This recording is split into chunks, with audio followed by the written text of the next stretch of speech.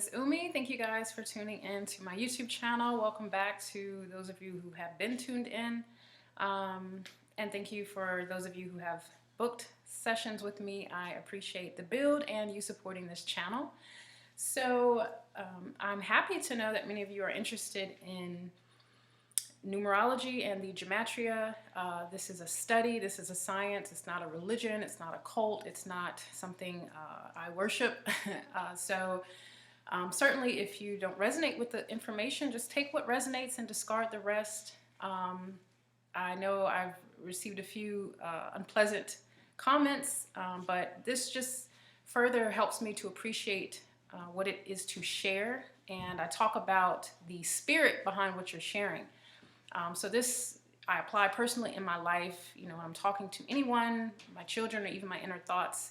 What is the spirit behind that? So being called unpleasant names doesn't really faze me. I've called myself worse. But I understand, you know, we like to defend and protect our religious beliefs. And numerology and astrology and occult studies are very much shunned and denounced in organized religion. So I respect everyone's individual path, and I hope that this video will open up our interpretation of these spiritual insights so that we can not be so harsh toward one another just as human beings. But I'm hoping to get through this in one take, so let me get started with the video. We're going to be discussing more on this symbol, the number 8 and the infinity symbol.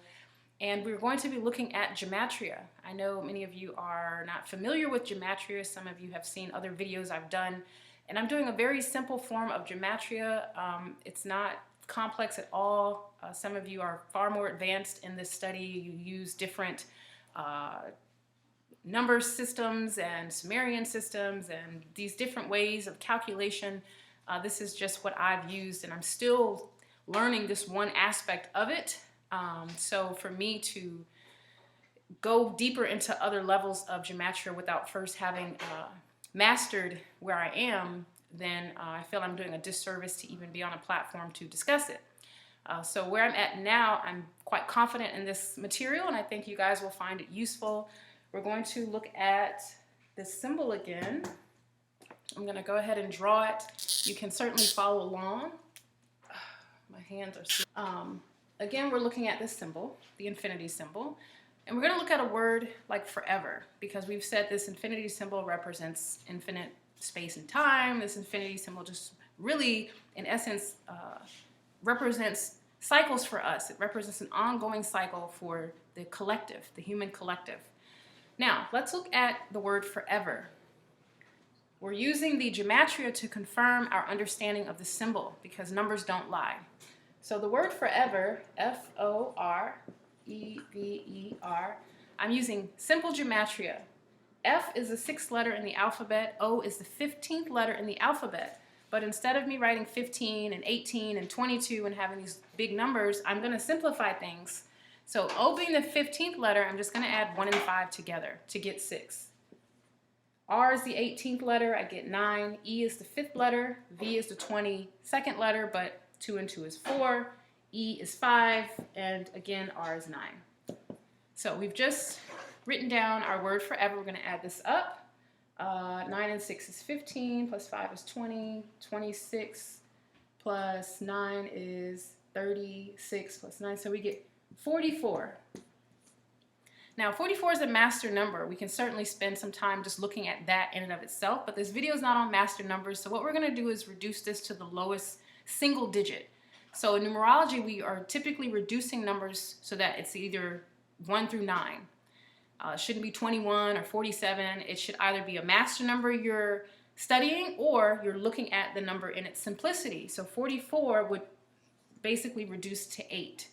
So forever equates to 8. If you didn't add it up this long way, if you added up the long way, like you do each letters 15 and 18, and you're still going to get 8. It's going to reduce to 8. So it doesn't matter which way you use. The only time I find it significant is when I arrive at a master number versus like 62. You know, if it came up to 62 and it equaled 8, we would just reflect on the number 8. If we get 44, you can say, that's interesting. How is this word associated with this master number. But again, that's another video. So this is one word you can add to the list of words that equate to 8. We're going to look at another word, and we're going to identify a commonality with all of these words. So let's look at God. Because when we think of God, many people say God is the Alpha and the Omega, has no beginning and no end. So G is the 7th letter, O is the 15th letter, but again, we're going to use the simple form, 6, and D is 4. So 13 plus 4, we get 17, and 1 and 7 equals 8. There's that number again, in connection with this symbol. So now it's further confirming, because remember, with language and numbers, it's not something that we can just contrive on our own, like my opinion, or this is a theory. This is fact. I'm just adding up the digits, adding up the numbers, and this is what we're getting. So this validates this symbol even more. Let's look at the word creator. This is C-R-E-A-T-O-R. Simple version, we're going to do 3, 9, 5, 1, 2, 6, 9. So let's add that up. 9 and 3 is 11. That's, what did I just say? 12. That's 17, 18, 19, 20. Plus 15, we get 35. Okay. Creator also equates to 8. Added up to 35, we added these two digits together, and we get 8. So far, forever, God and creator all equal 8. And you yourself can reflect on that and see, wow, they do have a connection. There's more. There's a few more words we can look at before we get kind of into the meat of what this means and its practical use. Because remember, knowledge is power, but what use is that if you're not applying it to your life or seeing some practical value in the teaching? So here we're going to look at, what did I say? We're going to look at El. Many of you are familiar with El or Elohim. You can write out the word Elohim if you'd like. This is referenced in scripture, and it refers to God or the gods, as some have extended that teaching, that Elohim in scripture is denoting a body of gods, but that's another topic. So El is 5 and 3, which is 8, right? El is the 12th letter, 1 and 2 is 3, so 5 and 3 is 8. So El and Elohim are also words to denote God force or God's energy, and that equals 8. We're going to look at two interesting words when it relates to this, because many of you have heard as above, so below. And if what happens here on the earth plane is somehow a representation or a microcosm of what is going on above, then the womb is significant, because the womb, for the female, we house the growing and developing seed, growing and developing child in our womb. And so the womb is symbolic of conception, where things are incubated and developed. So there's a cosmic womb, in which case humanity and creation is birthed. So womb, let's look at this. W is the 23rd letter, so we'll say 5, 6, 4, and 2. So that is 10, 15, 16, 17. So womb equals 8. Let's look at sperm, because the womb is certainly going to be barren without the sperm to activate the egg. So let's see. Sorry, camera cut off. So let's go ahead and add up that sperm. We're looking at 1 and 7 is 8, and 5 is 13, plus 9 is 22, plus 4, we get 26. So womb and sperm both equate to 8. What is so significant about this?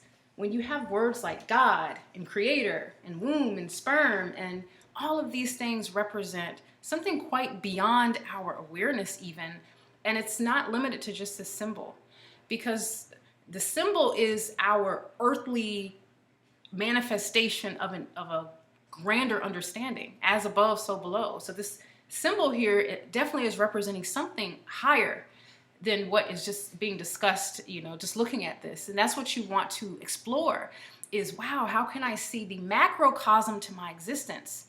It's easy to get fixated on our everyday lives, the mundane, and even the practical use of knowledge. But we still have to apply higher spiritual principles to the macrocosm of our existence in order to evolve and elevate in consciousness. So exploring the symbol from this level and the words that are associated with it that we can't deny equal 8 and are identified here, this is going to open up our exchange when it comes to our religious and spiritual perception of things. So whether we see God as this entity in the sky watching down, staring down at us, watching over us, protecting us, shedding goodness in our lives, this can certainly represent the positive to this energy when we're in a good place. There's this polarity that cannot be denied. Even in scripture, there's this good and evil, God and the devil. There's God's chosen people, and then there's those who aren't chosen. There's this duality. So this symbol not only houses the duality and the paradox that we see in our existence, it is also indicative of space and time. Remember, time is linear. It is represented by the masculine principle, and you can certainly look at the male phallus, the male principle, as identifying that masculine energy. The feminine represents space. So this is our space. This is our time. We're on a space-time continuum. God is how you create it in your mind, in your consciousness. And I know that sounds unpleasant. We'd like to think there is a fixed understanding, a fixed way of identifying the all. We'd like to think there is a fixed way of identifying God's presence in our lives and in the world, that certain scriptures or certain religious beliefs or these certain things are going to fully encompass something so grand. And as humans, we're doing ourselves such a disservice when we are swept up by our own illusions and our own concepts of God. It's nothing wrong with us gathering to try and understand and perceive who we are, but you are on this wheel. You are in God. God is in you. And that means we have to actually take responsibility. That means that, wow, if God lives in me, then what can't I do? If God lives in me, what can't I change about my reality or the world or my addiction or my behaviors? It's a hard truth to accept God is in you, because now you can't pray for something to come out of nowhere and rescue you. You now have to accept God has been in you and with you the whole time. You're on this timeline, you're in this matrix, you're on this wheel, you're in this cycle, you're in this wave. So to deny that truth is to deny your very existence. And you can't do that because you're here. You're watching this video. So you were birthed into this reality from the cosmic womb. You have God, as we identify as He, often. He, this masculine energy, very much makes us feel, I don't want to use words like control and pressure and these things, because our limited language, we can look at this as a negative or in a bad way. So it's not about us being here as if we're kind of trapped in this horrifying cycle of, up and down and highs and lows and death and rebirth. In essence, we are, but we can elevate out of this, but it's not going to come from a limited belief. So truth, I can't remember the name, I'll post it somewhere, of the spiritual teacher who mentioned that belief has no place in truth, or belief has no union with truth. Your belief is beautiful. We believe many things, and if you believe something hard enough, it will certainly manifest, because that's what mantras are. When you repeat something over and over and over and over and over, you're generating a rhythm, you're generating power. That's what a generator is. So this symbol is saying that. The same way there are many gods. Someone can heal someone in the name of Jesus, and we can all bear witness to this healing and can't deny that it happened, can't deny the power of that. That person just healed in the name of Jesus, because that is their God. The Bible says there are many gods, there are many cycles, there are many of these energies going, and I mentioned this in the last video. Who is your God? Where are you in this cycle? So it's worth reflecting. It's quite powerful to know that. And interestingly enough, I went through this period of, I lost my eraser. When I came out of organized religion, I was brought up as a Jehovah's Witness, and I spent some time in the church, Baptist church, and then I began to study other religions and other teachings and so forth. But a part of me could not let go of the name Jehovah. Not that I necessarily needed to, but there was so much conflict. You know, you listen to different people who are teaching or seeking or utilizing platforms like YouTube to share their thoughts and opinions and insights, and many would argue about this name. You know, whether or not, J didn't exist and this can't be God's name, and God's name had so much significance that if you weren't using his name, you weren't in God's favor. And I found that interesting that we do have a fixation certainly on how we understand God and what we call God and who's a part of God and who isn't, who's in God's favor and who isn't. So I looked at this name, Jehovah, my marker, and I was not willing to let go of the name. I wanted to understand my God. In essence, this was the God I prayed to and I worshiped, and the name I used coming in organized religion. But aside from that, I began to develop what is a personal relationship with God, meaning outside of my religion, when I was home, when I was going through things and my personal issues, I would use this name, call on this name, in addition to Christ, in addition to Jesus and Yeshua. So in me understanding this name, I did the numerology, the gematria to it. I knew this was taboo for the most part. I certainly didn't want to bring reproach on a name that is considered sacred by many, but this is what seeking is. You have to go outside of your comfort zone quite often to identify, higher spiritual teachings and higher spiritual principles, and not everyone is willing to do that, but what benefit it is when you, as it says, you seek for these things like you're seeking for hidden treasure. So J is the 10th letter of the alphabet, and I'm actually going to write this out. So J is 10, E is 5, H is 8, O is 15, this is 22, 1, and 8. So if we were to add these numbers up, actually I'm going to use my calculator to make sure I am 100% correct on that. So this is 15 plus 8 plus 15 plus 22 plus 1 plus 8. Okay, so Jehovah equals 69.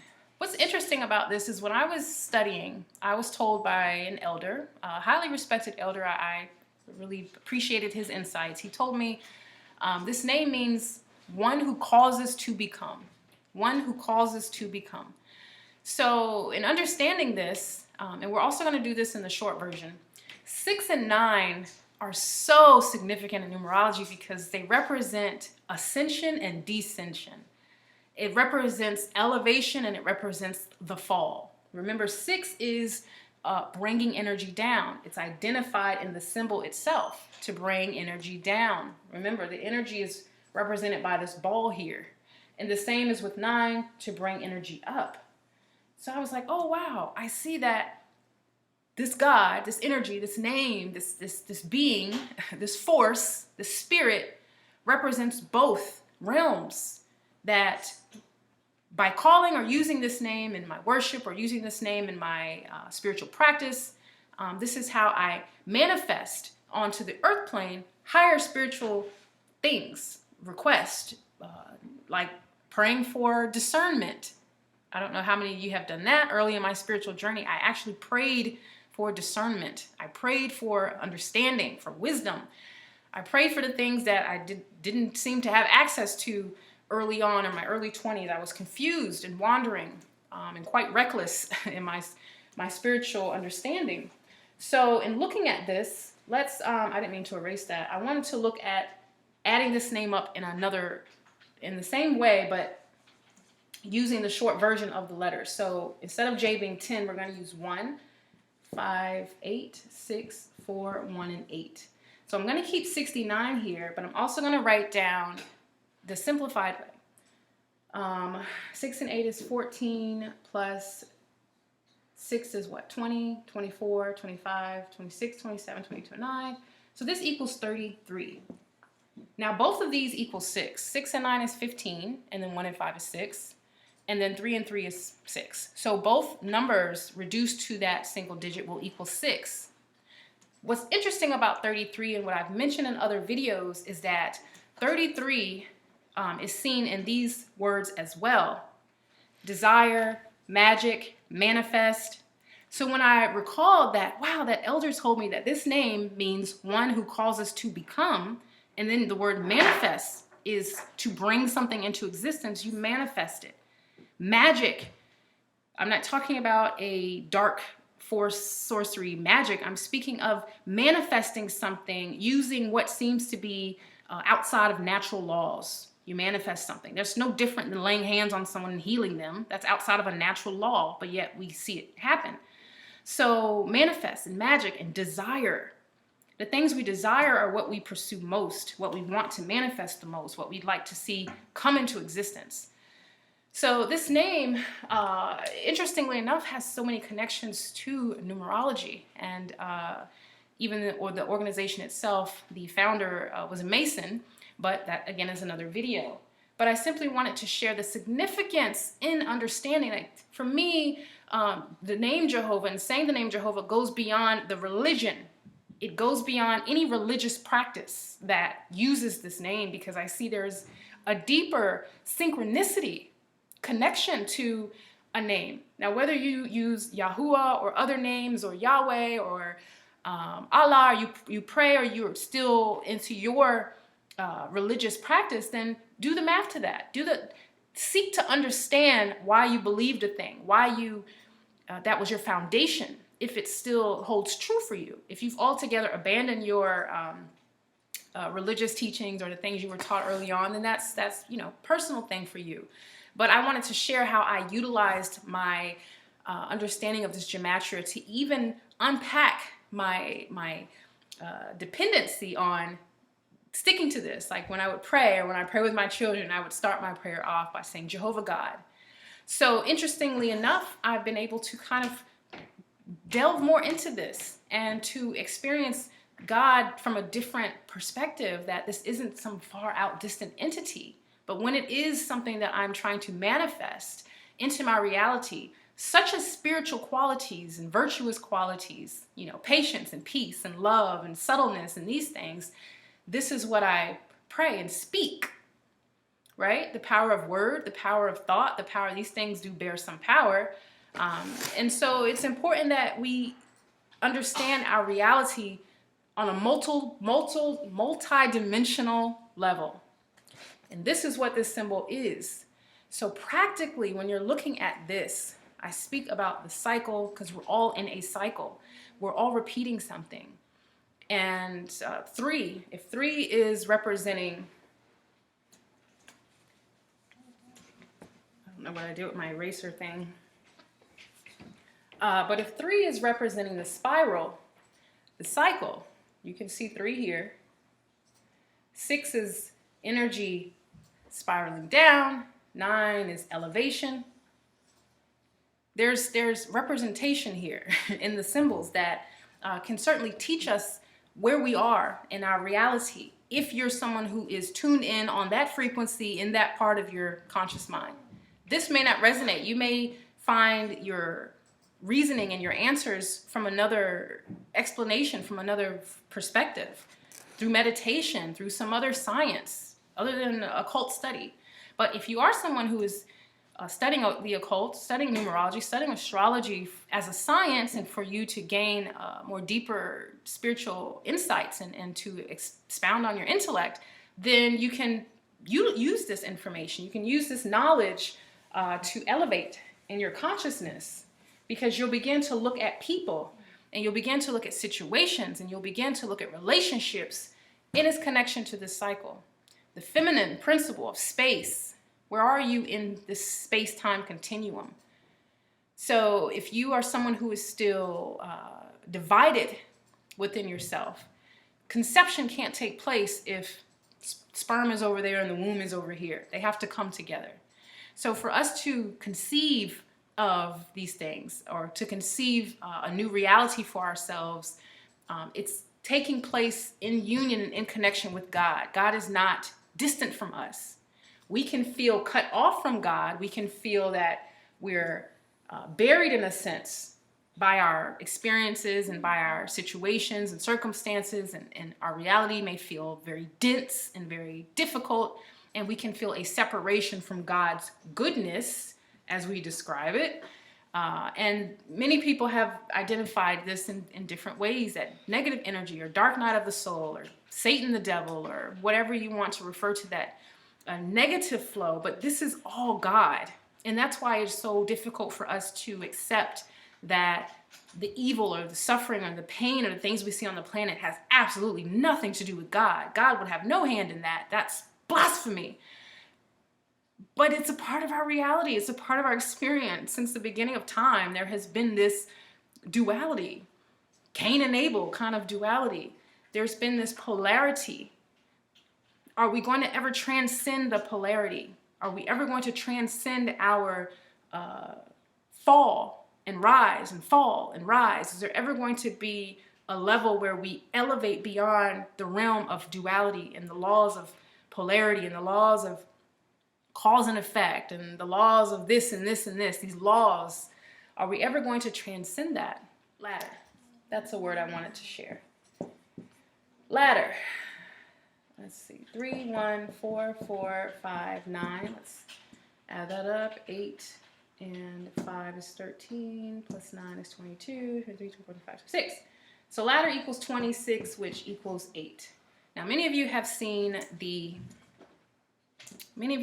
this symbol, right? What does this look like? It looks like our DNA. And in essence, our DNA packs its own symbolism, packs its own meaning. It houses its own data. So when we're talking about ladder and its connection with this symbol and our DNA, and we're in essence evolving or climbing or again expanding, and there are changes and fragments in our DNA as a result of that. Things happen, our DNA changes, and we go through these shifts as a collective and also on an individual level. But you are climbing in your consciousness to be in union with God and to recognize God within you. This is what we're in pursuit of. And anyone who refuses to acknowledge that, that you're seeking to know God and experience God, whether you say, know thyself or make the truth your own, what allows you to feel you've arrived at truth is how you validate that truth within yourself, not from an external validation, not because you got baptized or because you did these things that this is your truth now. How is the truth resonating with you on an internal level? Because God is within you. You can't seek God outside of you. And that's why it's so uncomfortable for people to use words like the self and love yourself, and because it sounds selfish. It sounds like we're caught up in a generational trend of being self-absorbed in what we can manifest. When we're talking about forever, when we're talking about what creation represents, these are the unseen, spiritual, more potent, omnipresent energies that we want to assimilate, we want to welcome into our lives and into our field of influence. I am this thing because I recognize God is within me. At my lowest, God is within me. At my height, God is within me. So yes, glory be to God, glory be to the Creator, glory be to the Most High forever and ever. This is a culture of religious teachings that are beginning to dissolve as we're opening up and becoming more receptive to higher spiritual sciences and higher spiritual teachings. So honoring and praising your God, it doesn't make you ignorant. It doesn't mean that because you're praising a God or your God in the way that you do, that you've somehow succumbed to blindness. It just simply means you haven't quite identified that that God you're praying to, that God you're speaking to is within you. And you actually have responsibility with this knowledge of knowing that your cycle, the cycle that you're in right now, there are opportunities that approach where you can elevate and expand, and you have to seize that. And that ladder you're climbing is what will bring you more and more into union with that truth. So I hope that you all found this information useful. I know it was a bit scattered. We can certainly expound more on the topic, but the numerology and the gematria, again, just serve to explore these teachings from a different perspective. So approach your life in that respect that God is present as you are a part of God's divine plan. You're here, you're in this space-time continuum, you're in this cycle. And in order to elevate out of that, you have to recognize what needs to shift in your DNA. And that is going to come through your sperm and your womb. If you have children, you bring children onto the planet, it's an opportunity to teach them things that we have withheld from one another in terms of spiritual knowledge and truth. It's an opportunity to teach your children. If you don't have children or don't plan to have children, certainly you can use this time to reprogram yourself and your conditioning and anything you've had going on in your life that has limited you or that has kept you bound to outdated belief and dogmas that don't serve to unite people. So we're all on this, so really we're all united in a sense. There's no differentiation. There's no select few chosen group as we'd like to believe. It could be represented by those who are aware and awakened to take the initiative in this evolution. Those could certainly be identified as the chosen, perhaps. But at this time on the planet, anyone can access this knowledge. Anyone who's seeking, anyone who would like to know. So when I say there's not a chosen group, let me rephrase that. There's not a chosen religion per se. There's not a chosen religion of people who are going to exclusively elevate into higher dimensional planes and everyone else gets left behind. We're all here, but we all certainly have the same opportunities if we choose to be aware of that or to open our eyes to that opportunity. So thank you guys for tuning in. Definitely share your comments, your insights or thoughts. If you are someone who studies astrology or numerology, you can share more on the topic. And if you'd like to book a personal session to discuss your astrology or numerology, I would love to do so with you. You can find that information in the description. And I know many of you have had video requests.